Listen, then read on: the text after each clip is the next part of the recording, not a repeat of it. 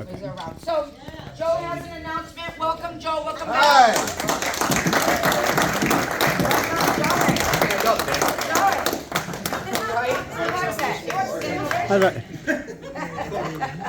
We have to go find Joe.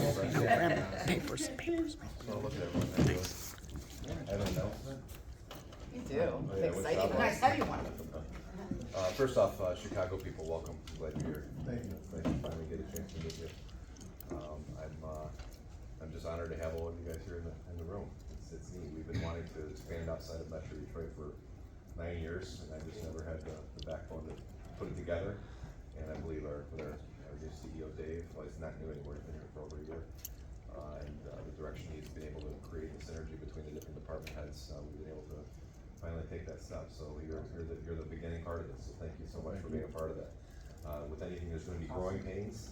You know, when we were putting this market together, there was a lot of trial and error.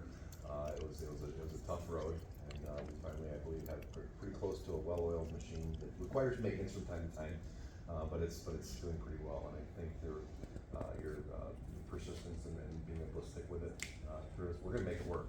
It's just a matter of working out the bugs. But thank you for being here. Thank you for investing your time. And I think together we'll be able to make that market really shine. And I mean, it's easier to have a great market. Just like it's really just make it happen. So thank you all for being a part of that. I haven't been part of any of the meetings over there. There's a couple core values that I really just wish that we maintain as we expand into other markets. And number one, I guess somebody explained to me a long time ago. I worked for Empire for several years. I was a salesperson over there. They weren't going to give me the job. When I originally I started my sales career when I was 19, going door to door selling Kirby vacuum cleaners, and that was a tough career.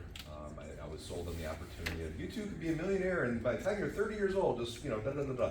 Okay, I was young and ambitious and young, and I wanted everything that I wanted to be better than my parents were, and my parents were both school teachers, and together they made about $80,000 a year. So, them showing me a 23-year-old that was making a 6-figure income, that was really impressive to me because my parents had master's degrees and we were at the job for 30 plus years at the time.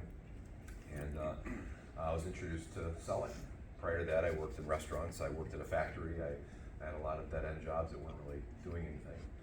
And so I was not a salesperson. That wasn't me.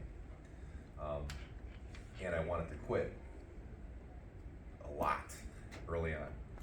But thank God that I was very oppositional, and people in my family said, you can't make money selling vacuum cleaners. And my opposition wanted to prove them wrong, more so than my desire to quit. I really wanted to quit. I hated that job. It sucked. Knocking on 100 doors and being told no and slammed doors. I'm calling the cops on you. I mean, everything you could possibly imagine. We were taking a $1,500 vacuum cleaner that weighed a ton up and down a street in the winter time, knocking on a door, smiling, shaking, trying to convince some person that's, a man or woman alone while their spouse is at work, to let me in so I can give them a vacuum cleaner demonstration. By the way, it costs $1,500, and I know you already have a vacuum in your closet that works perfectly fine. And being able to get that first in the door, but then watching your body language go from, come on, you're wasting my time, to then like this, and then to like this, and then saying, where do you buy bags? Are there payment plans on that? And turning that absolute no into a maybe, into a yes.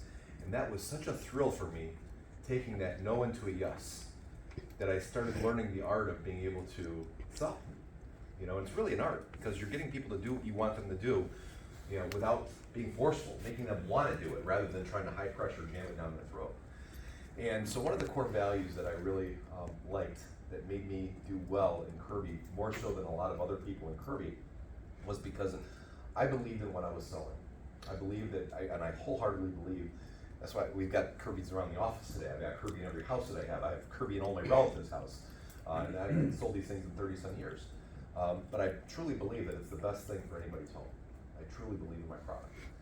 And I invite you to the opportunity to really think and wrap your head around the fact that what we provide to our customers is truly something very unique. Because when I worked at Empire, first off, they weren't going to hire me because I had no carpet experience. New York Carpet World just dissolved within the previous 4 or 5 years, And I never sold carpet. I didn't know anything about carpet. I sold vacuum cleaners, and I know what made carpet get destroyed, the stain and the grit and everything else that got to the bottom and and all that stuff.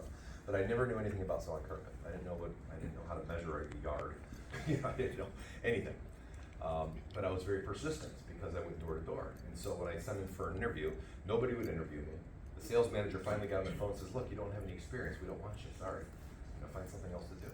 But I knew it was a really good company to work for because I lived in Chicago for 6 months during my teenage years, and I remember the little rainbow coming 5, 8, 8, 2, 3, the little cartoon, and the guy was sitting on top of the rolls of carpet with a chicken, and all these goofy ads, but they were really catchy, and I said, man, that's got to be a great place. So when it came to Metro Detroit, I really wanted that job, because at the time I was selling refrigerators. And finally I went there, and I waited for people to show up there, and I asked to talk to the general manager, and the general manager finally sat down with me and says, what are you doing? I said, I'm persistent. I said, I'm intense, and I want what I want, and I want this job. And I promise you that if you give me a chance, I will shine for you.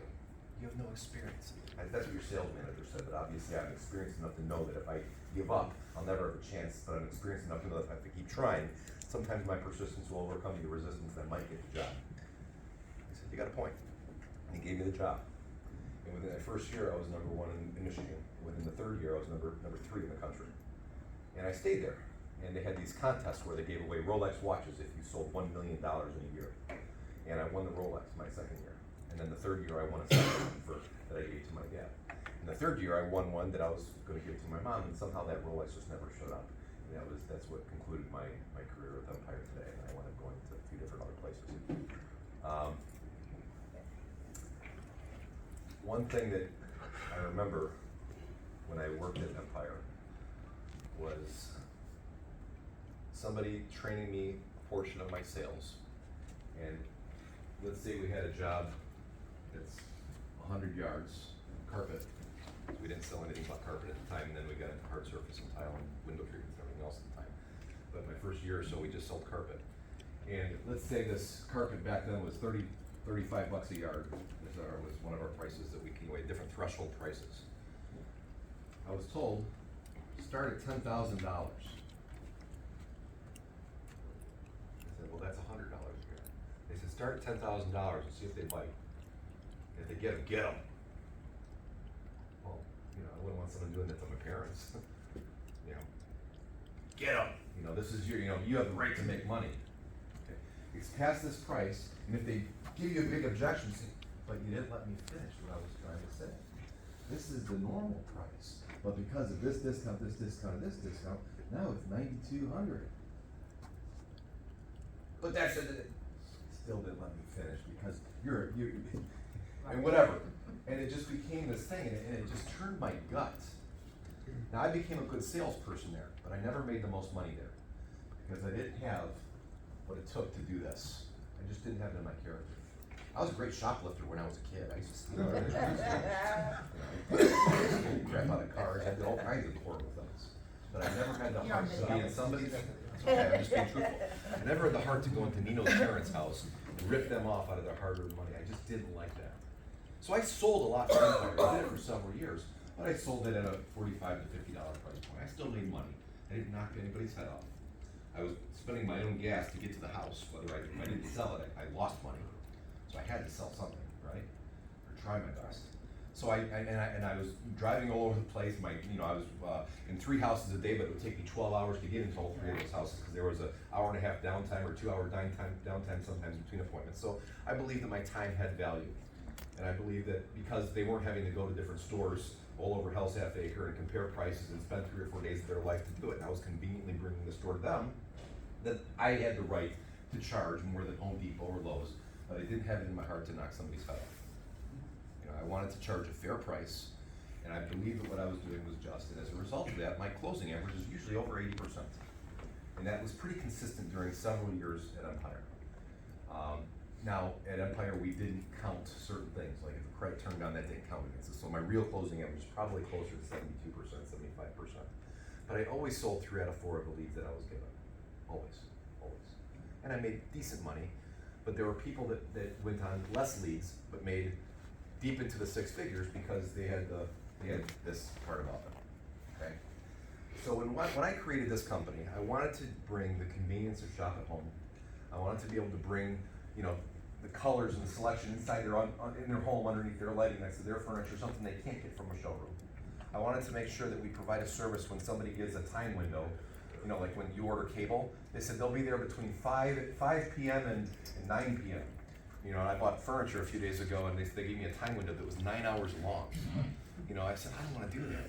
If we're gonna arrive, if we're gonna give somebody a time window saying that we're gonna arrive, you know, between 9 and 10, I want to be there at 8:59 and apologize for being a minute early. And so this is a core value that I have when I created this company, that I wanted to be someone that when we wowed the customer from the very beginning. And we provide a service that's unmatched by the people that get the money and run. I wanted to not give a 90-day or a 1-year warranty on our product or our service. If we're gonna put something down, I wanna make sure that our customers have real peace of mind, especially if we're gonna be more than Home Depot. We're not gonna be this, but we're not gonna be this either. We're gonna be somewhere in between. But I wanna make sure that the customer's getting good value for that. And so I wanted to provide a lifetime installation warranty. When you buy an appliance from a store, you know, if you're gonna buy that laptop computer over there that costs $1,000, at the checkout counter, they're gonna ask you one last question. What's that? Service plan. Would you like to buy a service plan? Because that 90-day parts and labor warranty, you know, you sit on a key and a key falls off the thing, or you snap your power cable, you're screwed. It's $400 or $500 to fix it, right? So you spent $1,000 in this thing, you want it to last. If you buy a washer or a dryer or anything else, ABC, always be closing, always selling. Is that right? Yeah. I'm trying to sell you on what I'm trying to do here, with my company. So when you buy an appliance for that $1,000, for an extra 20 or 30%, you can buy an extended service plan or warranty that will take that 90-day service warranty or parts and service and extend it to being 2 years, maybe even 3 years. On something that's electronic, that's going to cost a lot to fix, it's almost silly not to buy it, right? So most people buy it, not everybody, because a lot of people take their chances. But that for 20 or 30% increase in price, you have peace of mind for more than just 90 days. You get 2 or 3 years of peace of mind, correct? So what I wanted to do is for our customers here, I wanted to provide that peace of mind for as long as they own their home. But I didn't want them to pay 50% for a lifetime installation warranty and 30% for an extra 2 or 3 years. I want it to be something that's automatic. So there's a tremendous value in it because it gives them real peace of mind for as long as they own their home. Because why does carpet fail more than anything? It doesn't fail because they're using, I mean, it does fail if they're using the wrong backing. But the biggest reason for failure oftentimes is installation. They don't stretch it properly. Or if the humidity in the house is not regulated properly, the carpet expands and contracts, and then it starts to get loose and it acts down and crushes, and sometimes you get the wrinkles in it. And when those wrinkles happen, it's done. Once that crease happens, you're shot. You can restretch, it's gonna come right now. So we provide a lifetime installation warranty where the customer at the maximum they only pay an $80 copay, and then we can cover the rest of the cost. So somebody has a finished basement for a big family with living room, dining room combo, and you have to move all the furniture, cut around holes, take seams apart, hallways, and things like that. The worst the customer pays is that minimum copay, and then we pick up the rest of the tab, like $1,000 to cover. And so that gives a customer real peace of mind. So one of the core values that I really, really strive to achieve when we created this company, as we grew this company, is number one, and this is somebody said this to me a long time ago, treat that person like they were going to your grandma's house.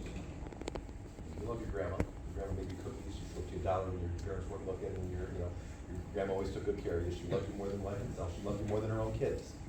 You don't want somebody to go to your own grandma's house and charge her $30,000 on a $7,000 loan. So that's the one thing that I ask of everybody is, make your money, but do it in a clean, good, ethical way. Treat the people with respect. Don't take advantage of people because you think they don't know much. I had a great salesperson who worked here for several years. In fact, he was one of the guys that worked with me in Empire. He worked with me in Arizona. He worked with me here. And I like the guy. I still talk to him from time to time.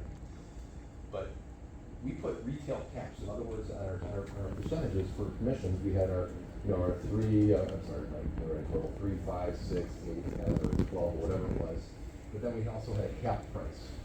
So in other words, this product could be $35 a yard here, it pays a 3% commission, it could be $39 here, it could be $45 here, it could be $50 here, it could be we'll call it $60 here, but we put a cap on it, calling it $70. And the reason why we put a cap on it is to prevent people from ripping people off. And I had a sales guy that was a great sales guy. He closed at a really high percentage. He was You know, a guy was with me for almost the beginning, and he taught me when I was at the previous place that I worked with him. But I remember the cap price on a laminate job was $14,000, and he charges the little old lady 17 grand. And I said, you can't do that. He goes, Joe. I said, you can't do that. And I called the customer and I said, we made a calculation there, and I refunded her the $3,000. She was happy paying 17. But I didn't feel right going to bed ripping people off. So I know there's some really great salespeople out there. Some of them are in this room. You can be a great salesperson without ripping people off. And I want to make sure that we maintain that type of integrity. Yes, you can get extra money and make a quick buck, but what's it do to your reputation? What does it do to your character? Character is when you do the right things when no one else is looking, no one else can catch you. You know you won't get caught, you still do the right thing. And so that's what I ask, that people maintain good character, good clean ethics, that do the right things for the right reasons. We all make mistakes. Take care of your mistakes, clean your side of the street. And that's all I ask. People that maintain good character, they do the right thing for the right reason, they have a really solid work ethic, they have a right attitude, they show up early to their 9 o'clock appointments, they show up early to their 5 o'clock appointments. Those people do really, really, really well. There was a guy a year ago, a little over last summer. I live on Jefferson, St. Clair Shores on the water, and they were doing construction on the road. And I had this new Tesla that I really liked, dark in color, so every little white thing shows up on it, every little thing. And I'm driving down the road, and there's this construction, trucks in the road. They're cutting lines in Jefferson and patching stuff and fixing stuff. And I drove down, and as this guy's washing the street, stuff gets splattered up on my new car. Get out there, looking at this thing, I'm like, oh, I'm trying to clean it off. It's not rubbing off. I'm like, I'm so frustrated, right? And the guy, nicely comes over and he says, oh, that's slurry. What the hell's slurry? It's like drinking 7-Eleven. It'll come off, and if you can't get it off, I'll do whatever we gotta do to take care of this for you. I didn't know this guy. And he's trying to get it off, and he gave me the number to the owner of the company, and he said, I'm gonna do everything I can to take care of this for you. Now, it's construction. I shouldn't have been driving as fast through a puddly area. It's probably my fault. I mean, there's signs that says construction. I can see clearly with my eyes that there's crap all over the road, right? I should have probably drove a little slower. When they're painting lines, you don't go with the paint. Common sense, right? But he went out of his way above and beyond to try to make sure that I was not upset and that my car was going to be taken care of. That person's name is Nino. He's sitting right here.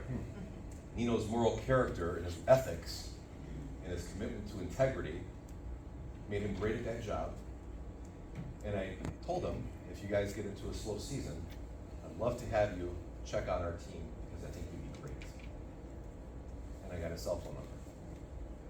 When I go to a restaurant and there's great people, I know Lorraine had a great valet guy, that a few years ago. His name is Blake. I don't know where Blake is here. I don't see him. He's on vacation, of course, because he made so much money. Blake was 21 years old, and this guy sold 100 jobs in a month. I mean, this guy made $20,000 in a month at 20 years old. He wasn't even old enough to drink it. He made over $20,000 in a month. When there's great people, I try to bring great people on my team. I don't necessarily want great, slick-talking salespeople. I want people with good character, that have good work ethic, that show up and try hard. That's it. Because I can teach anybody how to sell, and I can teach how to sell with moral character as well. But Nino has been with us for 13 months, maybe? Not even a year, actually. Not even a year, okay. September. Now, out of those 13 months, I will say that 3 out of the last 4 months, remember when we had that contest at Empire to win a Rolex watch? It was $1 million in a year. That's averaging about $90,000 a month. Nino's averaged over $250,000 a month in the last 4 months. He's at 970,000. He's always over a million. No. In the last 4 months. Yeah, in 4 months. 4 months. So, and he's on pace right now to do over $300,000 again this month. He almost won his first Rolex 3 months ago. Yeah. In fact, he sold over $250,000. I texted him, I said, you gotta go and get another deal. You gotta get at least 2 more because if he had cancels, it might bring you under. Sure enough, it brought him under. He missed it by what, $1,000? Yeah. What a kick in the butt, man. Missing a Rolex watch by $1,000 when you're already over, but the cancellations brought you under. He came back next month with a vengeance. And he crushed it. And again, the following one, and he crushed it. Unfortunately, you can't get your hands on Rolexes anymore. You can take orders. You get a Timex. And so he won 2 Rolexes, and I didn't have one to even give him. And so so when I was in Japan last month, I went to 7 Rolex stores. When I was in France last month, I went to a Rolex store. I went to 2 in Italy. Can't find them. And I had one of our sales guys was going to Europe, and he was connecting in New York, in a 24-hour, 2-day layover in New York. And I said, look, there's on 5th Avenue, there's a Rolex store. Can you go in there just for shits and giggles, see if they've got one? You know, I gotta get this guy a Rolex. You know, I owe him. And he said, yes, but the one they have isn't the one we normally get. The one we normally get is around $5,000. So usually, when people win a Rolex, it's a $5,000 or so Rolex. If they don't want the Rolex, they can take them. We'll give them a $5,000 bonus if they want to spend the money on something else. I personally prefer people take the Rolex because it's something you remember forever.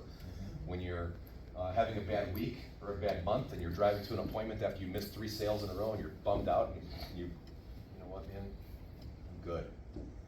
I earned this before. I can earn it again. You know, it gives you that. It boosts your self-esteem. My old boss used to say, you know, I remember I won a trip to Jamaica when I was at Kirby. And I really wanted the money instead. I knew the trip cost $4,000 or $5,000. I said, John, can you give me like $1,500 instead, and just take someone else on the trip, or you know, keep the money yourself? I really need the money. I paid the bills. He goes, no, if you don't go on the trip, you don't get anything. I go, but I earned the trip. I gave you the trip. Come on the trip. I don't want to go on the trip. I need the money. How about 1,000? No. And that taught me such a good lesson. Because if he gave me the $1,500 I was requesting, I would have had $1,500 of crap I didn't need before, you know, would have been spent on something stupid with no memory whatsoever. But I still hold on to that first Rolex that I won in Kirby, and I still hold on to every Rolex that I won at Empire. You know, Lorraine still has her real deal cup that we got at Empire when we sold over 100,000 of them. You know, I mean, it was something. It was a milestone. She has a bottle of champagne the first time we crossed $1 million. 2.3, yeah, 2.3 million. I mean, because these are really important monuments in our lives. And so the only Rolex they had, this one was $16,200, I think, after tax, if I'm not mistaken. Come on out.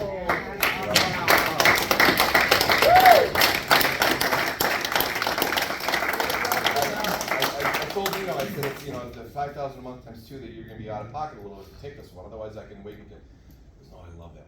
Love it. And so I told Jennifer, I said, well, we got to make sure that he covers the difference on it. And I just want to say that, you know, you're going to do it again this month. You're already on pace of doing over 300,000 unless you get in a slurry accident or something outside and you can't drive for a month. I'm going to say that regardless of whether you hit it this month or not, if you do, great. If you don't, great. I'm going to cover the difference of this. You deserve it. You earn it. You earned it. Well, you're going to hit 250 anyway, so you're going to give me at least 5 of that 6, right?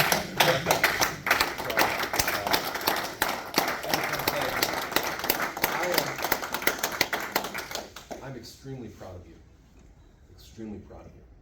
You show up dressed nice, you show up on time, you show up clean, you represent your customers and our company with great integrity, and there's not a person that I think I've ever been as proud of, and I've been proud of a lot of people because we have a lot of real champions in this room here that have done some amazing things, but I will say that I'm probably more proud of you than I've ever been proud of anybody besides my own kid, and I love you to death. I'm proud of you, and it's an honor to know you. It was an honor to go on one of the trips that you earned and just kind of get to know you even more. And I just think you're a fantastic person, and you absolutely deserve this. And I hope that this stays with you forever, forever. Yep.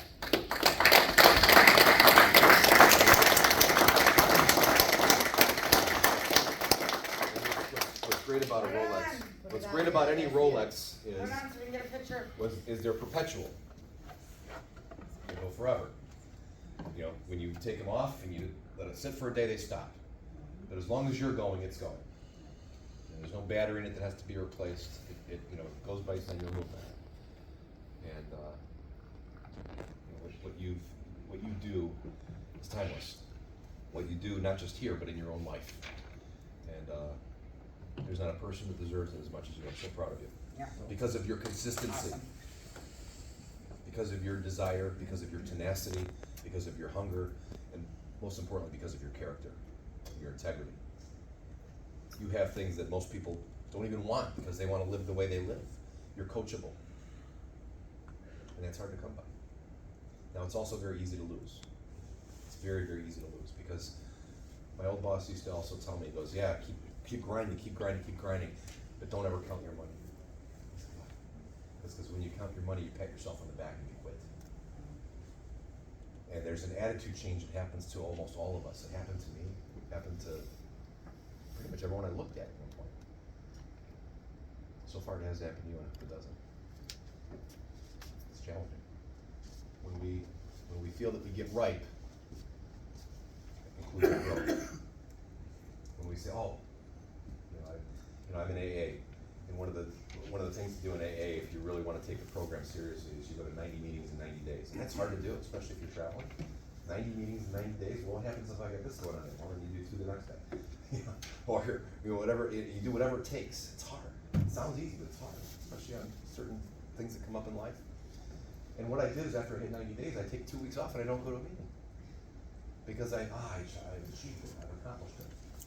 What a lot of people do is when they hit that milestone, where they're the top, or they beat everybody else, they take a break. They pat themselves on the back, they look around, they count the money. And they say, oh, good, because I've reached a level that I've never reached before, I'm beating everybody else, now I can kind of slow down. And my old boss used to have the attitude that he used to say, in Kirby I answered an ad for $400 a week. And so if I could live off of $400 a week, if I make $1,000, I'm doubling my income, more than 2.5 times my income that I require. I'm good, right? And so the attitude, the challenge became in people's mental psyche, where they would say, if I only need this much and I've already got this much, I'm good. And they stop. They stop trying. They stop striving. They stop trying to get better because they're doing more than they've already exceeded their own initial expectation. But John always said, if I made 1,000 by Wednesday, I should make 2,000 by Saturday. And he goes, if you have that attitude, and your ambition, you have to be honest with yourself. Where are you at in the ambition meter? Is it 6 or 7? Is it slamming the 10th spot, or is it 2 or 3?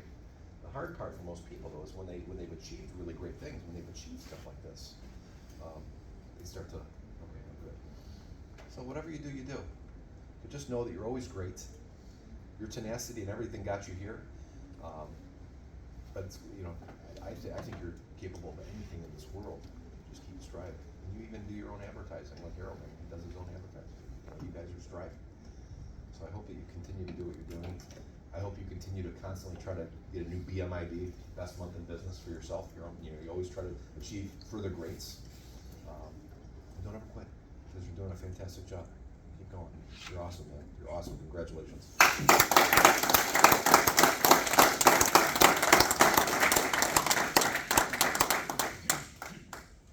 Need help setting it up? You want me to do it for you? I'll do it. Screw it up. And that's all for me. Thank you. Where are you going to watch? It's beautiful. This is way nicer than anything I got. It's fancy. I'll give you a few pointers.